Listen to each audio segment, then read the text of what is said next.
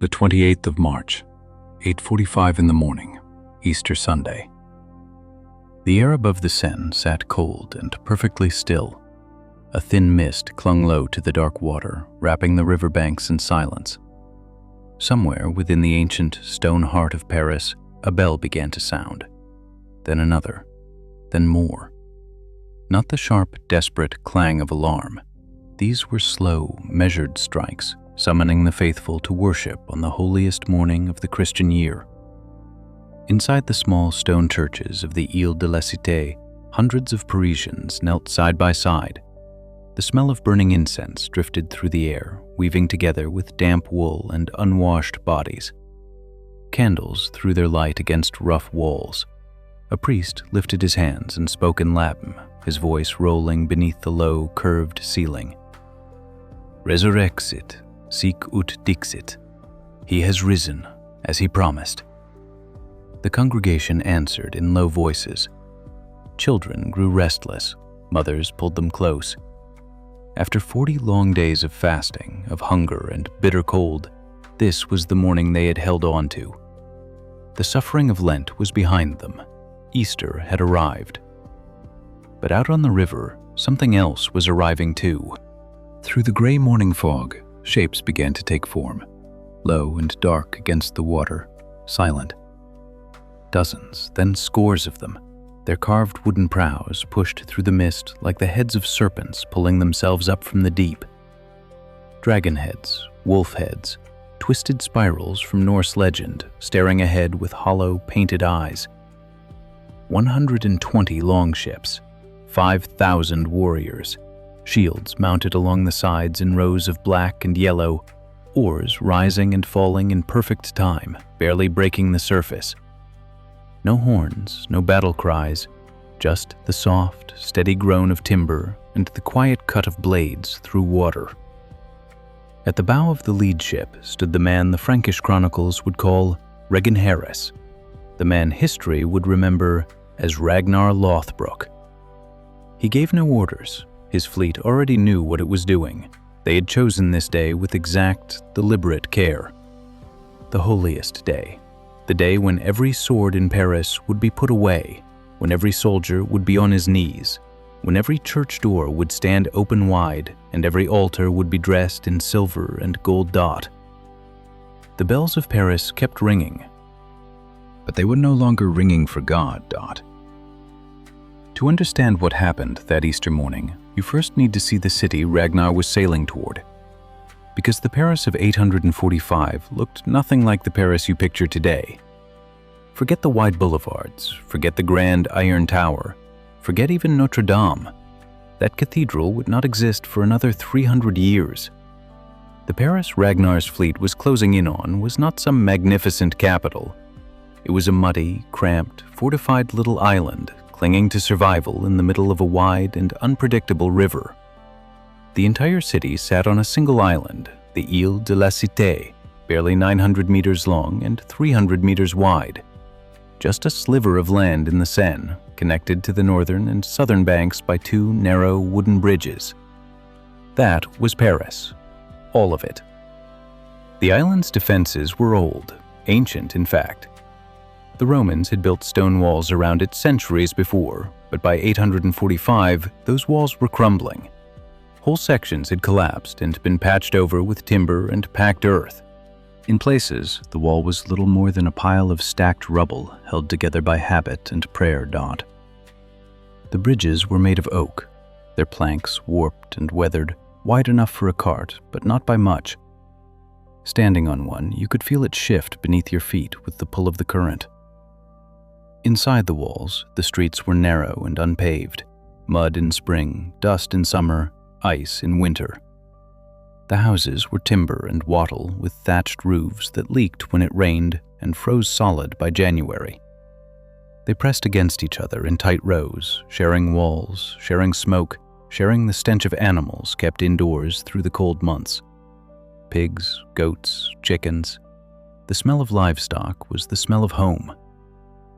There was no sewage system. Waste ran in open channels down the center of the streets and into the river. The Seine was everything at once, drinking water, washing water, trade route, and drain. Fishermen pulled their catch from the same stretch of water where tanners dumped their chemicals upstream.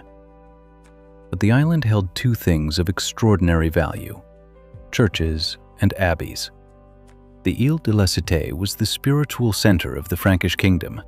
Its churches held golden crosses, reliquaries set with precious stones, silver chalices, and illuminated manuscripts bound in leather and rare metal. And just across the river on the southern bank stood one of the wealthiest monasteries in all of Francia, the Abbey of Saint-Germain-des-Prés. Its stone walls rose above the surrounding fields and vineyards like a fortress. But it was no fortress. It was a treasure house. And it sat outside the city walls with nothing to protect it. Now, step back a few weeks before Easter, late February, early March, 845. The winter had been long and brutal. The people of Paris were deep into Lent, the 40-day fast before Easter. For ordinary people, this meant real hunger. No meat, no eggs, no butter, no cheese. For 6 weeks, their diet was bread, salted fish, thin vegetable broth, and whatever dried beans and lentils had survived from the autumn harvest. The wealthy might manage with wine and almonds. The poor had nothing but prayer and patience. By mid-March, the hunger had become hard to bear. The grain stored from last year's harvest was running dangerously low. Children grew thin. The elderly fell sick. Every day stretched longer than the one before it. But there was something to hold on to. Easter was coming. And Easter Sunday meant the end of it all, the return of meat, of eggs, of cream and butter, the great feast. Families had been setting things aside for weeks. A chicken here, a piece of salted pork tucked in the back of a cellar, a handful of eggs carefully kept. The anticipation was almost physical. You could feel it in the way people moved through the streets in those last days of Lent. Quicker, more alive. Women scrubbed their homes with river water. Men mended their best tunics, stitching patches where the wool had worn through. The priests prepared the churches, laying out their finest linens, polishing the silver communion vessels, going over the Latin hymns that would fill the vaulted ceilings come Sunday morning doubt. On the Saturday before Easter, the whole city held its breath. The vigil. Families gathered in the churches as darkness came down, holding candles, praying through the night. The flames caught in the golden reliquaries. The air thickened with beeswax and incense. Outside, the Seine moved dark and quiet. No one inside those walls knew that at that very moment, 120 Viking longships were already on the river. They had entered the mouth of the Seine weeks earlier and had been moving steadily upstream, village by village, mile by mile, pressing toward the heart of Francia. And they were timing their arrival with terrifying precision that the Vikings had not stumbled onto Paris. This was not a raid of chance. Ragnar and his fleet had planned this invasion with the cold, measured patience of men who understood exactly how the Christian world worked. They knew about Lent. They knew about Easter. They knew that on this particular Sunday, the most important churches in Francia would have their doors thrown open, their altars piled with treasure, and their congregations unarmed and on their knees. The Vikings had traders and informants who moved openly through Frankish ports, gathering information, tracing rivers, marking which towns were weak and which could fight. And Paris, they knew, was weak. The Frankish king was Charles the Bald, grandson of the great Charlemagne. But Charles was no Charlemagne. He had inherited a fractured kingdom, torn between warring brothers, worn down by rebellious nobles and crumbling roads and walls. When word reached him that a massive Viking fleet had entered the Seine, he made a decision that would follow him for the rest of his life. He split his army in two, one half on the north bank, one half on the south. His reasoning was straightforward. He would catch the Viking fleet between two forces as it sailed upriver. But Ragnar read the plan at once. Instead of sailing into the middle, he hit one side first, the smaller, weaker northern force. The fight, if you could call it that, was over almost before it started. The Frankish soldiers were overrun. And then Ragnar did something that would echo through history. He took 111 prisoners from the defeated army. He brought them to a small island in the middle of the Seine, in plain sight of both riverbanks. And there, visible to the remaining Frankish force on the southern shore, he hanged every one of them. 111 men swinging from trees and wooden frames, their bodies turning slowly in the cold March wind. This was not only cruelty, it was a message, a sacrifice to Odin, the god of war. A declaration of what was still to come. The southern army watched from across the water. They could see the bodies. They could hear the ravens descending, and they broke apart without a single sword being raised against them. The remaining Frankish soldiers turned and ran. They abandoned their king. They abandoned Paris. They scattered into the countryside and vanished, leaving the city with no one left to defend it. Now picture being inside those walls. You are a baker, a fisherman, a mother with 3 children. You have just spent 40 days starving through Lent, and this morning you woke up certain that God had delivered you to the joy of Easter. You dressed your children in their cleanest clothes. You walked to church. You sang the hymns. You tasted bread for the first time in weeks. And then the bells changed. The slow, celebratory toll shifted into something urgent, frantic, a sound you had only ever heard your grandparents describe, a sound you yourself had never experienced. The warning bell. You walk out of the church and face the river. The morning mist is pulling back, and through it you begin to see them. Ships. More ships than you have ever laid eyes on in your entire life.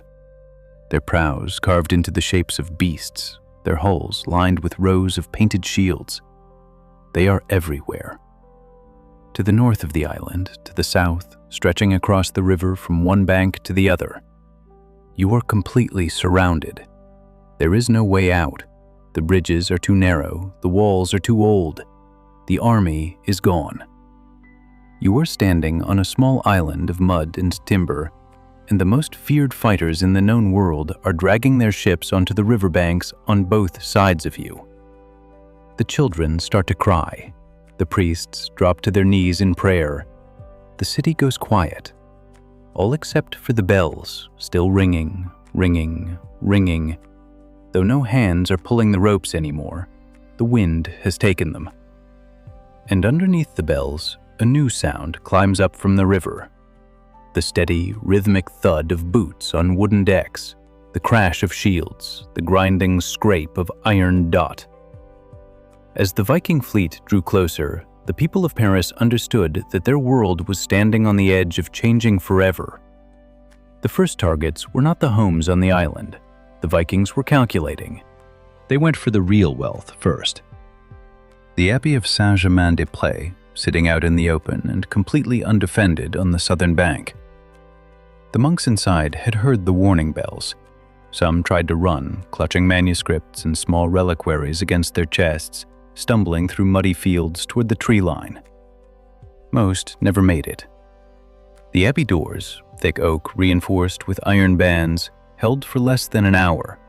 When the Vikings broke through, they found exactly what they had sailed for: gold, silver, gemstones, ivory, silk vestments threaded with gold, reliquaries holding the bones of saints cased in silver and set with garnets, illuminated manuscripts with pages edged in gold leaf, communion chalices that weighed as much as a sword. They stripped the abbey room by room, chapel by chapel. They pulled silver plates from the altar. They tore jeweled covers off the holy books. They took everything that gleamed and left everything that did not. Back on the island, the people of Paris could only watch. Smoke began rising from the southern bank. Whether the Vikings torched the abbey deliberately or whether it caught during the looting made no difference. Either way, a column of black smoke climbed into the Easter sky and swallowed the pale spring sun. The smell of burning timber and burning parchment drifted across the river and settled over the city like a burial cloth. By nightfall, Paris was still standing, but it was encircled. Viking camps stretched along both riverbanks. Fires glowed in the dark, and the sound of Norse voices carried across the water. Laughter, singing, the noise of men celebrating a victory they had barely had to fight for. Inside the city, no one slept. Families pressed together in their homes for warmth and comfort. The churches stayed open through the night, packed with people praying in hushed Latin, their faces lit by the last wavering Easter candles. The feast they had fasted 40 days to reach sat on the tables untouched. The salt pork, the eggs, the bread, no one had the stomach for it.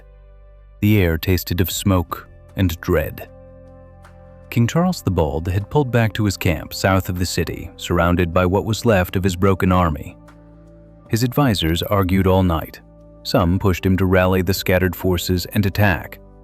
But attack with what? The northern army had been destroyed. The southern army had walked away. The lords of the surrounding countryside had barred themselves inside their estates and refused to answer the king's summons. Charles was on his own. Then came the message from Ragnar. It was plain, direct, almost like a business transaction. Pay us 7,000 livres of silver and gold, and we leave. Refuse, and Paris burns. 7,000 livres. In modern terms, something close to 2,500 kilograms of precious metal. An almost unthinkable sum. Where would a surrounded, impoverished city find that kind of wealth? The answer was as painful as it was obvious. The churches. Picture the scene. Royal officials, backed by armed guards, walking into the very churches where people had been praying for deliverance just hours before. They arrived with the king's orders. Hand over the silver. All of it. The communion chalices the priests had polished for Easter morning, the golden crosses hanging above the altars, the reliquaries holding the bones of martyrs and saints, objects so sacred that ordinary people believed merely touching them could cure the sick and absolve sins. The priests objected. Some wept openly. These were not decorations. To the medieval Christian, these objects were a living connection to God. Melting down a reliquary that held the fingerbone of a saint was not just theft. It was a sacrilege that threatened the soul of the entire city. But the king's men did not yield, and the alternative was obliteration. One by one, the sacred objects were carried out of the churches and loaded onto carts. Silver plates that had held the Eucharist through generations, candlesticks that had burned through 1,000 masses, a golden crucifix that legend said had once been blessed by a pope. All of it piled onto rough wooden carts and wheeled through the muddy streets toward the river, toward the waiting hands of pagans who worshipped Odin and Thor. But the churches alone were not enough. The sum was too great. And so the demand reached the people themselves. Every household on the island was ordered to give. Coins saved over lifetimes, silver brooches handed down from grandmothers, a merchant's hidden cache of traded silver buried under his floorboards, a widow's single piece of jewelry, the ring her husband had given her before he died. The collection took days. Wagons rolled back and forth across the groaning bridges. Viking scouts watched from the riverbanks, counting, measuring, making sure the Franks were not holding anything back. The humiliation was complete. A Christian king, in the holiest week of the year, was handing over the treasures of God to pagan invaders. When the final payment was delivered, Ragnar held to his word. The Viking fleet began to pull away, the ships riding low in the water beneath the weight of Frankish silver. They sailed back down the Seine, past the charred ruins of monasteries, past the silent villages that had emptied at their approach, and out into the open sea. Paris was saved, but it did not feel like it. The city left behind was hollow. Its churches were bare, walls that had once glittered with silver and gold stripped down to naked stone. The altars were empty, the reliquaries were gone. The people who had knelt in those churches just days before to celebrate the resurrection of Christ now knelt on the same cold floors and stared at blank walls, wondering whether God had forsaken them. The wound to the spirit cut deeper than any blade. For the people of Paris, Easter Sunday of 845 was not only a military defeat, it was a crisis of faith. How could God allow pagans to desecrate his holy places on his most sacred day? The priests had no easy answers. Theologians debated for years. Some said it was punishment for the sins of the Frankish people. Others said it was a trial of faith. But the practical consequences reached even further. The payment of the Danegeld, that vast ransom in silver, established a pattern that would shadow Europe for the next 2 centuries. The Vikings learned that Christian cities would pay rather than fight, and so they returned, again and again. The Seine became a highway for Norse raiders. Paris itself would face siege again in 885, and that time the city would resist. But that is a different story. The Easter of 845 changed everything. It broke the idea that the Frankish kingdom was untouchable. It showed that no city, no matter how holy, was beyond the reach of the Northmen. And it seared one dark and terrible lesson into the memory of everyone who lived through it. That on the morning of Christ's resurrection, it was not angels who came down the river, it was dragons. Imagine waking up on the holiest morning of the year, trapped on a muddy island surrounded by 120 Viking ships. The army has fled, the bridges are too narrow to escape, and the most feared warriors in Europe are pulling their longships onto the riverbanks on both sides of you. How would you have reacted? Would you fight? Would you hide? Or would you melt down the crosses of your own church and pay the silver?